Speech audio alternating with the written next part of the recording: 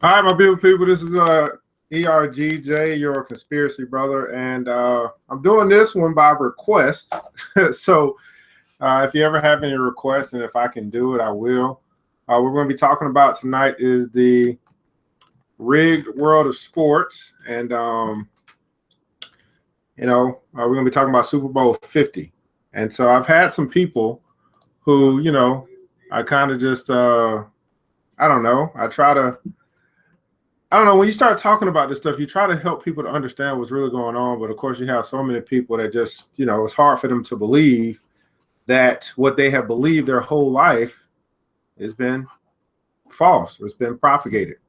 So now we're going to be talking about the Super Bowl 50, and we'll throw in some other things with Super Bowls as well, because for most people, they just don't understand that, it's rigged. So if you watch Super Bowl 50, then it was between the Panthers and the Denver Broncos. And just get right into it, man. I don't want to waste too much time. I just really kind of just talk about what this is. So we're going to be talking about the narrative that was presented, because it's important to understand the story. So you had the Broncos, which was led by, at this time, by Peyton Manning. And you had the Panthers, who were led by Cam Newton. So I don't even really know how to kind of get this started, but, people just, it's hard to believe that sports are rigged, but you got to understand there's a lot of money riding in Vegas on these sports outcomes.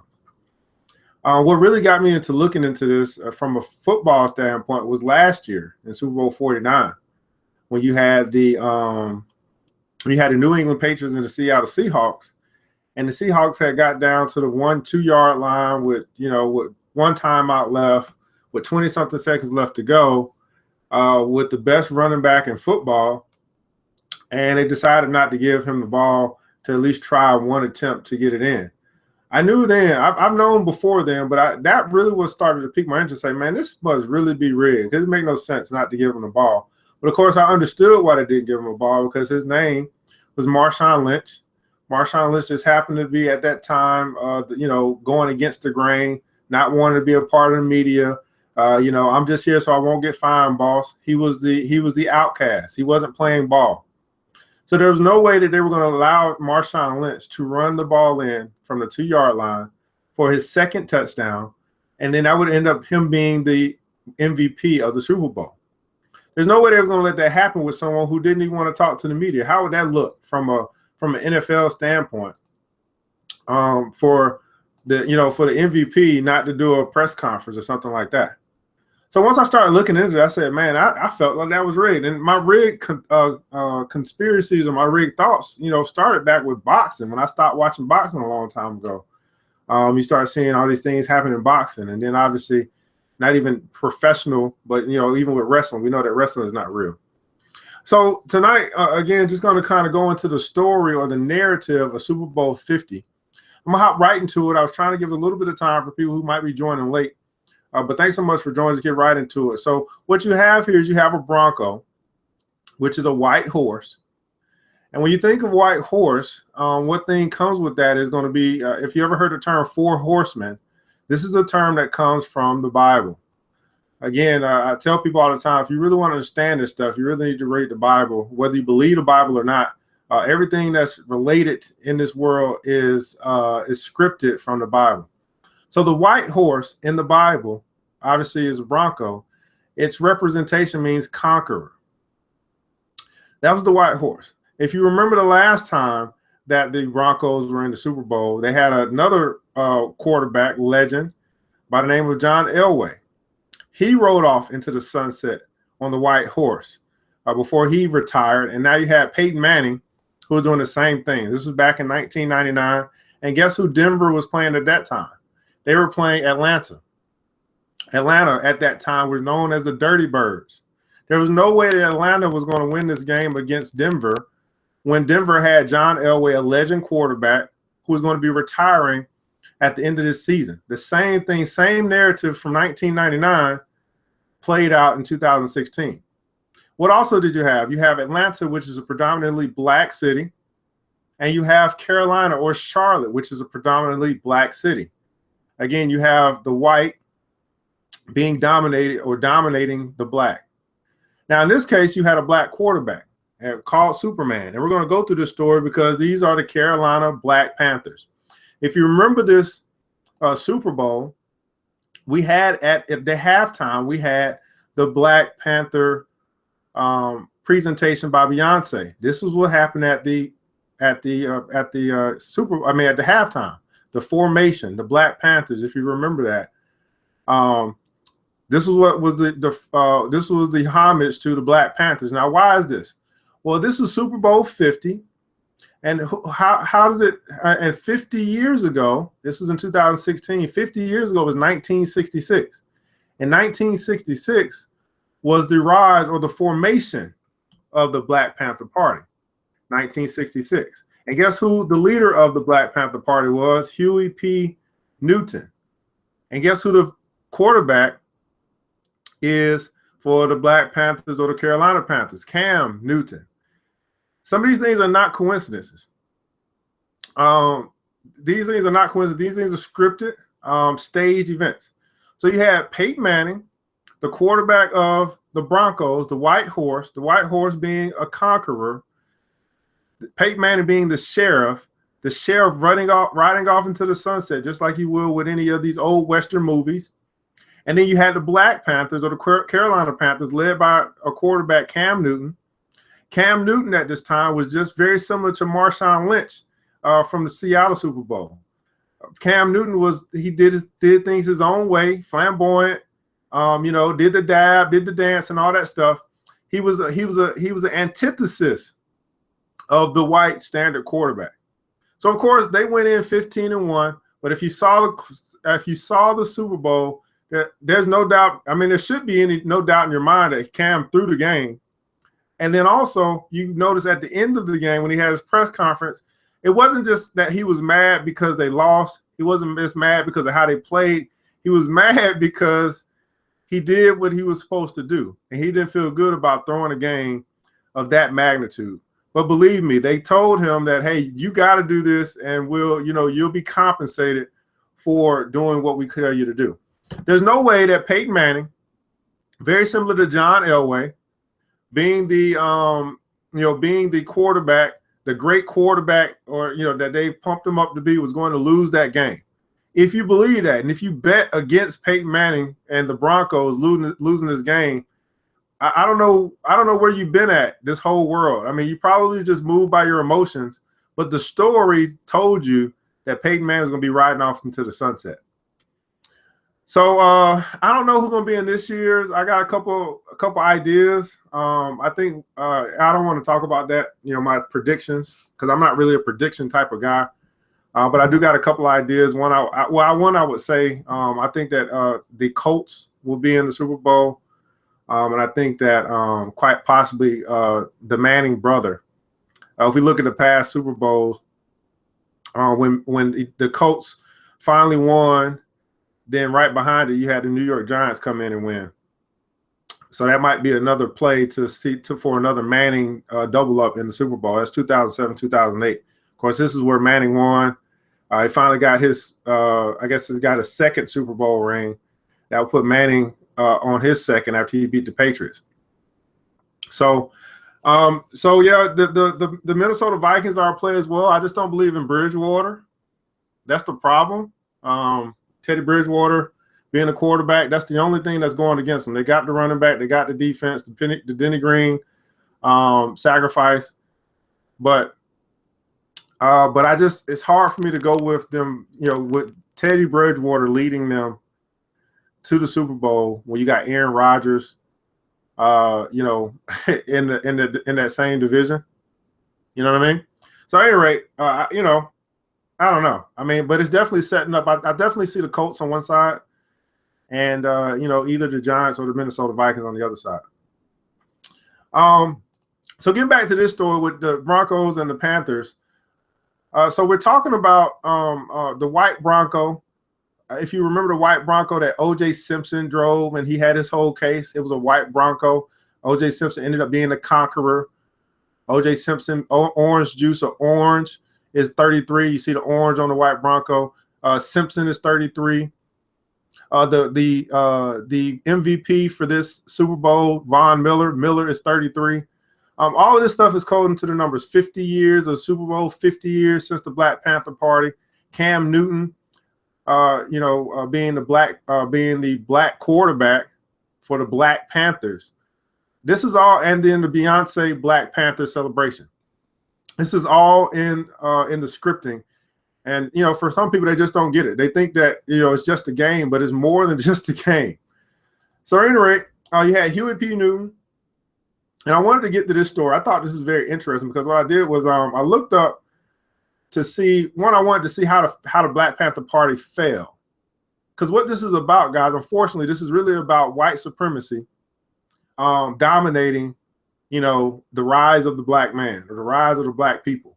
This is really just a story a narrative to remind people 50 years later that we still have white supremacy. Now, I'm not just, I'm not big into racism and all that, but I'm just saying that's what the narrative is. So in the end, however, talking about the Black Panther Party, Bloom and Martin offered a balanced assessment of why the Panthers movement faded quickly after 1970. It wasn't just J. Edgar Hoover, the FBI, and the sort of police forces that undermined the Panthers. So you had a lot of white infiltration, the government infiltration into this party. Though reams of newly released documents offer ample proof of effective work of police hired provocators. If you guys don't know, we still have police hired provocators. We still have police forces that will undermine some of our movements, like the Black Lives Matter, for example. You have people that are hired and put into those factions to stir things up. And then says factionalism, adventurism, and criminal activity also undid the movement. So I just wanted to kind of look. I said, man, what really caused the Black Panther movement to die off? And that was some of the understanding that we got there. But then I wanted to look here, and I said, I didn't realize this that this was out here, but it talked about, it says an amazing story is about to unfold. I don't know. This was back in January 2016, before the Super Bowl. I don't know how it's going to happen or play out exactly, but it's going to be a doozy. The ancestors have something up their sleeves, and I'm inclined to believe this Joker is going to be wild. Do you think this is a coincidence? This is a question for you guys. Do you think it's a coincidence? Cam Newton is playing for the Carolina Panthers or the Black Panthers in Super Bowl 50 in the greater Oakland, San Francisco Bay Area. Huey Newton confounded the Black Panthers 50 years ago in the greater Oakland, San Francisco Bay Area. Huey Newton was born February 17, 1942, and he passed August 22nd, 1989. Cam Newton was born in 1989, the same year Dr. Huey P. Newton passed away. Isn't that interesting? What made this cosmic arrangement? What universal world traffic controller was involved? Isn't it amazing that this is the 50th anniversary of the Black Panther Party and the 50th anniversary of the Super Bowl? And one of the quarterbacks in this game is considered a radical black buck named Cam Newton, who plays for the team called the Panthers. So we get to talk about Huey Newton and the Black Panthers and politics and sports in the same breath and stir interest in people who might not otherwise be interested. Is Cam Newton related to Huey Newton? He might be. Huey's folks come from Monroe, Louisiana. Cam's folks come from Savannah, Georgia, less than 500 miles away. Huey Percy Newton was named after radically Democratic former governor of Louisiana, Huey P. Long, who believed there should be a chicken in every pot and every man, black or white, deserved the opportunity to house and feed his family. So the connections to Super Bowl 50 and the Black Panther Party are pretty evident. The Black Panthers being led by Cam Newton, who was a radical. The Black Panther celebration, the tribute by Beyonce at halftime. Manning being the sheriff, riding off into the sunset on the white horse, the conqueror. Orange in the Denver logo, orange being 33. The white buck, and obviously the indication that white supremacy always wins over over a black uprise, because this is really what the Panthers were in this story. They were the uprise. They were the show offs. They were the ones that did things their way. Cam Newton led the dab and all that stuff, all the showboat and all the profiling. Yes, they were a good team, but at the end of the day, the powers that be, the association told Cam, listen, You know, this is Manning's Super Bowl. This is his last game. He's going out on top as one of the greatest. You're going to have to give this one away, and quite possibly we'll make it up to you later. But I don't think that Cam will be able to win a Super Bowl in Carolina, just because, again, it's a predominantly black city, very similar to Atlanta being a predominantly black city. And you just don't see, you just don't see many of these cities winning championships, being crowned as a champion, bringing it home to the city. Don't see it very often, and I definitely don't see it anytime soon. But I figured I just wanted to go over the narrative. Really talk to you guys about how these things are scripted. Very similar again to last year, the Super Bowl 49 with Marshawn Lynch. Interesting, his last name is Lynch. Not wanting to give Lynch the ball after his whole media deciding not to partake with the media. I'm just here so I won't get fined, boss. All that stuff that he did, that came back to haunt him. Seattle definitely could have been a two-time Super Bowl champion, but they decided, hey, we're not going to give Lynch the ball on the 2-yard line, allow him to get his second second touchdown, and that would have caused not only the Seattle Seahawks to be two-time champions, but it also would have caused Marshawn Lynch to be the face of that championship. And that's just not going to happen, guys. If you don't understand the world of sports, it's run by the same people who run the media. The Jews run sports. The Jews run media. And I'm not just talking about your regular Jews. I'm talking about your elitists. I'm talking about your higher up Jews, those Jews that are not really Jews, but they call themselves Jews. They run a lot of this country and most of it. So of course, if they run the script, they write the script. So you got to understand this. And most people don't. They still think that sports is real, that it's purely authentic. Yes, you do have players that are athletes that are good and great, and they played their sport and they practice and all that stuff. But at the end of the day, when your boss tells you this is what you need to do, and it's not the coach, I'm talking about the boss, the one who runs the sport, and they tell you this is what you need to do, and this is how it's going to happen. And if you don't play ball, we're going to what? We're going to kill your career. If you don't do what we tell you to do, there'll be no more millions of dollars for you. There'll be no more endorsements for you. You guys don't understand how this stuff really operates. So at any rate, that's what I wanted to show tonight. And of course, you guys got any questions, feel free. And I know many of you guys, again, all the trolls that come to my channel, it doesn't bother me. You guys aren't courageous enough to do your own videos. You just come on and want to do some trolls or want to do some conflict or whatever. It doesn't really bother me because I'm going to continue to put out truth. And just to let you know that the sports at this point in time, they are rigged. And as we get into this Super Bowl, into this football season, you'll be able to read the same type of scripts and get an idea on who is going to win the Super Bowl. So if you're a betting person, once we get to that point, just pay attention to the narrative. It's going to be very, very easy to see. I don't know how many people thought that Carolina was actually going to beat Peyton Manning on his last freaking game. I mean, that was pretty obvious. And they made it pretty obvious with the whole connection to Super Bowl 50 and the connection to the Black Panther Party, all of it being in California. This stuff is not a coincidence, guys. It is written. It is scripted. There's nothing new under the sun. And they continue to write the same narratives over and over again. At any rate, that's all I got for you guys. You guys have any questions, feel free. But if not, I am going to, wrap this thing up and come back with some new videos in the future. But that was pretty evident, pretty quick to the point. Super Bowl 50 was rigged. Cam Newton did throw the game. He was instructed to do that. That's why you saw his disgust at the end of that game, because he probably never threw a game before in his life. But this one was of magnitude for Peyton Manning to ride off into the sunset. And I'm pretty sure that Cam Newton, he was paid handsomely. This was his sacrifice. This was his initiation into the upper echelon of not just quarterbacks, of fame, of fortune, of money, for his establishment, for his legacy. Anyway, I'm ERGJ, your conspiracy brother. Thanks so much for tuning in. Catch you guys next time.